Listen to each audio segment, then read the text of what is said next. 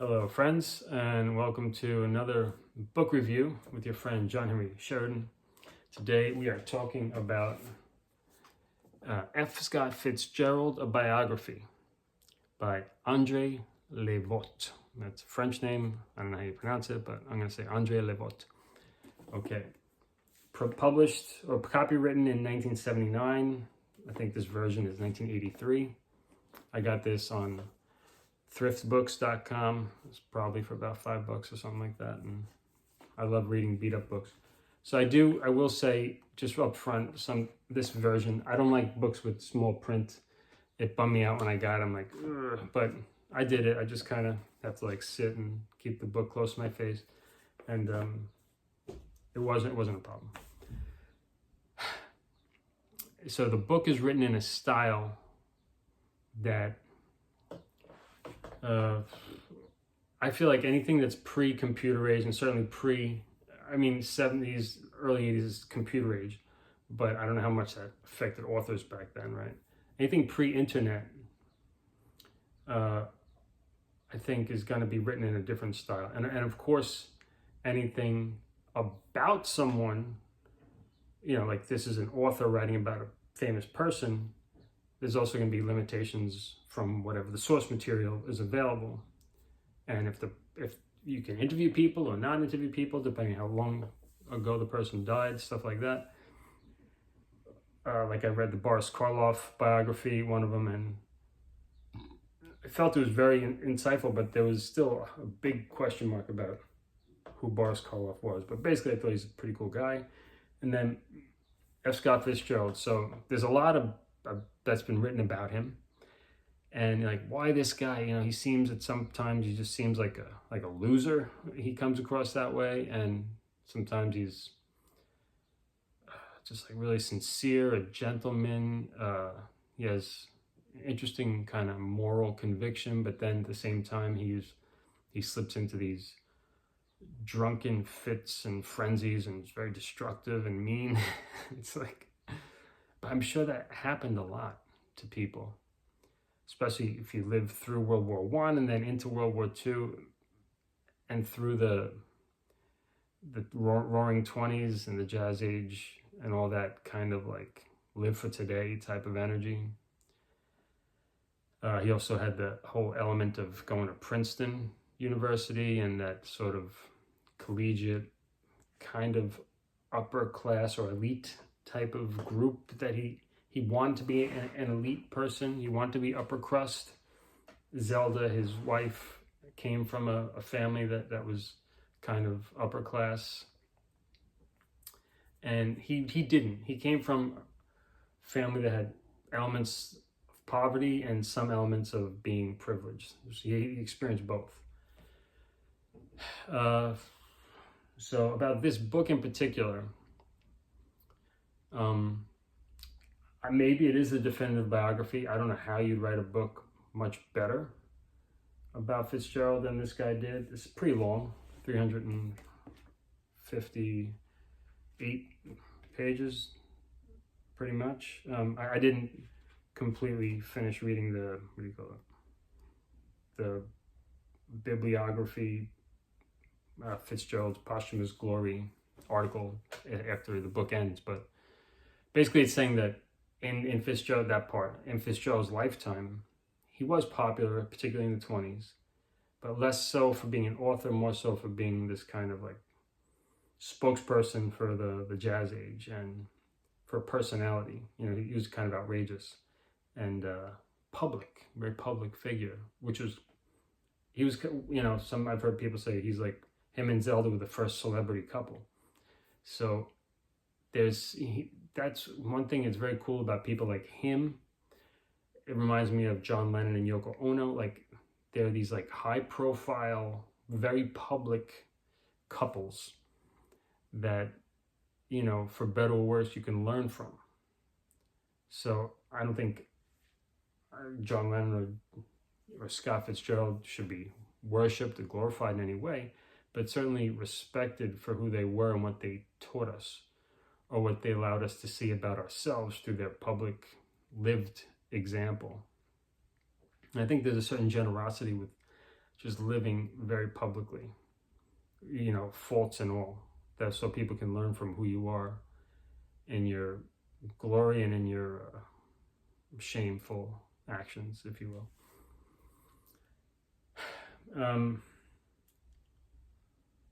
Yeah, he's a gentleman, some feminine attributes. He wanted to be this kind of heroic football player when he was younger. Then he wanted to be this heroic soldier that goes to World War One and kind of wins the day. But his physical prowess didn't let him become this sports hero. Like, he was mediocre at best, and then he was signed up for the army to go onto the front, World War One, and then the armistice was signed right before he was to be shipped out to France. So he missed it. He was actually upset that he didn't get a chance to fight in World War One. If you can imagine the fervor of the time, like the glory that might have been associated with people who did that, he wanted a part of it. He also didn't have like any great backup plan, like, I don't want to go to war and die because there's this other thing I want to do. He didn't have that other thing he wanted to do clearly. He didn't have a clear idea what that was. And he had this, writing was really not exactly a backup plan, but it was something that he fell into because he had a knack for it. Not because he really wanted to be a great writer. That kind of evolved, but he wanted to be this kind of sports hero first, which is part of the reason why he ended up really respecting and looking up to Ernest Hemingway, who was more of a manly man, macho, didn't go to college, didn't graduate from university, and kind of wrote his books more from a lived experience. He did experience World War One on the front, or at least he was there in Europe when it happened. So Hemingway. So Fitzgerald, who was a little bit older and more advanced in his career when he met Hemingway in Paris in the mid-20s, I think it was. Fitzgerald was kind of like a mentor figure, but Hemingway didn't exactly want a mentor figure. But Fitzgerald put it on himself that he's going to like help this guy, But he also had this kind of jealousy because he saw that Hemingway was strong and he was able to live a very minimalist, not very, but compared to Fitzgerald's luxurious lifestyle, Hemingway was simpler. And he had this lived experience. Then Hemingway was jealous of Fitzgerald because he was a college graduate and because he was kind of upper class. So whether it was direct, whether he knew he was jealous or not, I'm not sure, but there was some friction between them, for sure. I would not call them good friends by any means, but they were friendly with each other and had many interactions and a relationship for a while, but it kind of fizzled out by the end of his life. And Fitzgerald faded and Hemingway became more celebrated, which was a pain point, obviously, for Fitzgerald.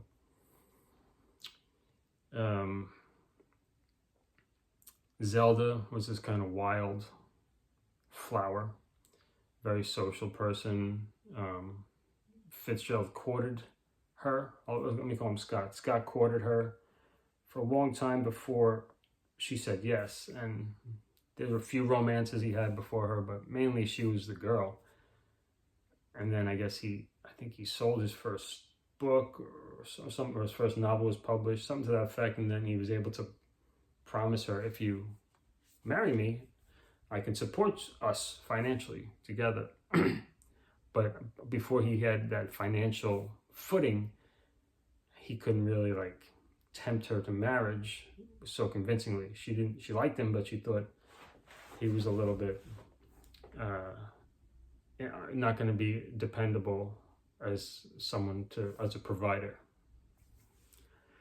But then the first book came out, which was This Side of Paradise, and that did very well, kind of surprisingly. Then he could write for magazines, Saturday Evening Post, and other kind of not trashy, but the literati, the literature people kind of looked down on an author who wrote for magazines. So he didn't achieve much respect at that time from the more highbrow reading class. But the people, he got into certain circles, which included Hemingway, included John Dos Passos, which included Dorothy Parker, Gertrude Stein, and these people recognized, I think Picasso for a little bit, these people recognized that he was actually quite a gifted writer. And Gertrude Stein, who was this kind of like queen figure in Paris, who I think an American living in Paris, who was like queen of the culture or something. I don't know how it worked. I think she had a publishing company or something like that. And she foresaw in her like fictional autobiography that of all the writers that she kind of fostered and knew, Fitzgerald would be read way into the future, unlike the others. But at the time, nobody could tell that. Fitzgerald was looking for copies of his book to show his girlfriend, to give his girlfriend or his daughter later in life, let's say late 30s. And he couldn't find them. Went to this bookstore or that bookstore. Some people did like, who? Scott Fitzgerald, who's that? You know. So in the late 30s, his books were hard to find. So we kind of think of Fitzgerald, those of us who are readers and maybe movie watchers, as this guy who was just always popular, but not the case. He kind of died. He died in 1940, December 21st, the day before my birthday, December 22nd. Not my actual day I was born, at the age of 44, and I'm 44 right now. So it was a unique read. I was surprised how interested I was in his life. I never sort of liked him before, because I didn't know much about him. I just thought he was an overrated writer growing up. But I don't really think that now. I don't think he's overrated.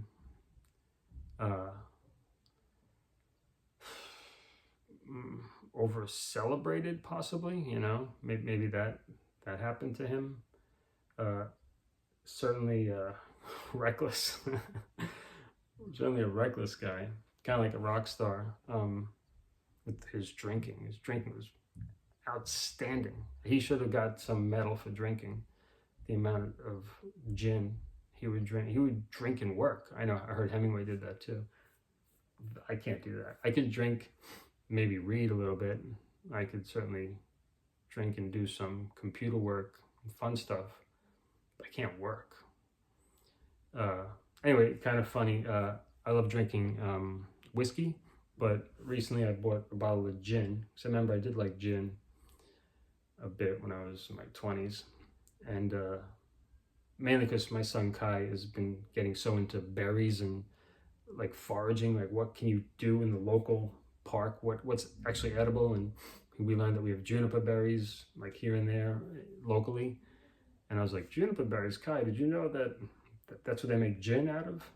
And that got me to thinking like, I want to try gin again and get that taste. Like, what is that juniper berry taste? And so I bought a bottle and definitely don't like it as much as whiskey.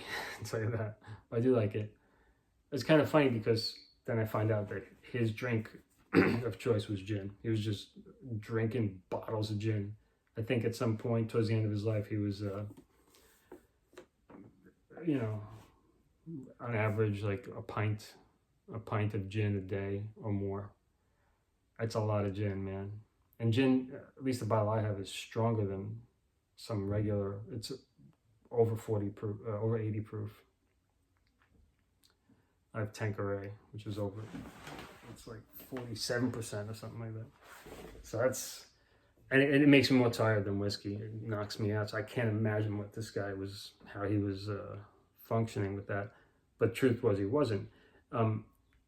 He was writing stories, but he was really working much harder than he needed to and burning himself out and burning the candle at both ends. His whole life, this guy, F. Scott Fitzgerald, published 3 novels. That surprised me. I didn't even fully know that until I got to the end, because I kind of just wanted to allow it to unfold. And he had an almost finished novel right before he died, which was posthumously released, but I don't think it's complete. And then he had this other European, like, historical novel, kind of adventure story. I don't know how far he got with that, but I don't think that was completed. But then he has lots and lots of short stories, and I would blame that. I think he had saw it as a problem. So if, let's say, that's a problem by someone's standards, I would blame that on pretty much the drinking, because he couldn't allow himself, and the lifestyle.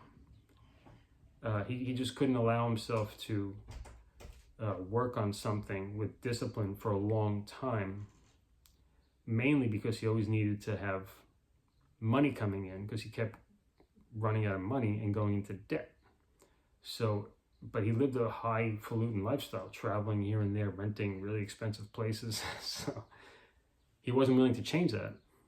So he figured, I know I could just write short stories and sell them, and that'll pay the bills. But when you write short stories for sale, you're not really able to tap into the deepest artistic part of you, because it's dependent, it's conditional. Will they accept it? Is it the type of stuff people want to read? So as opposed to his novels, which really dug deep and told a story he wants to tell. And yeah, at least he had 3 of them. That's still great that we have that, and just so many short stories and a lot of letters. I guess somewhere those are accessible, I'm not sure. But anyway, someone like him you could write a biography about, because there's just so much to draw from. Also because he influenced and touched the lives of so many people, so other influential figures and writers have written about him or spoken about him. So there's a lot to draw from. And even Zelda, his wife, published 1 novel and some articles. So there's a lot to go on to create a story. So whether he's the best person to learn about or not, the fact is, from the 1920s, he's a person that you can learn about. And that's kind of the point. So I guess that's kind of why I was attracted to him, being an author, and he's an Irish-American background. So we have some similarities. both like to drink. I don't like to drink that much. But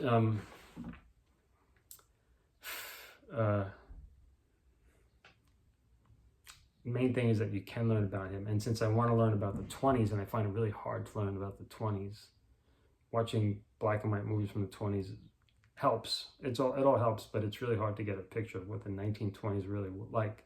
So reading about a person who we know a lot about, who lived at that time, I found helpful, especially an artistic person. I don't want to read about a politician or an army general or something. I'm open to it, but I'm more attracted to creators. Anyway, this has been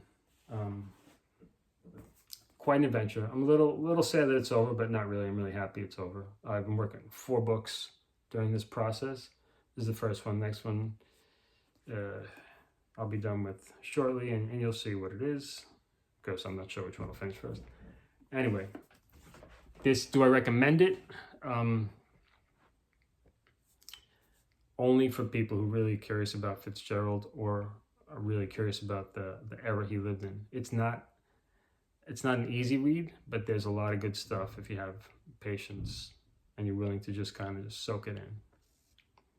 It's well written, but I can't say it's an easy read, especially for people with today's kind of scatterbrained, online mindset. But worthy read. If you're interested, definitely. I recommend it. Well written. Great job, André. Okay, till next time, keep reading.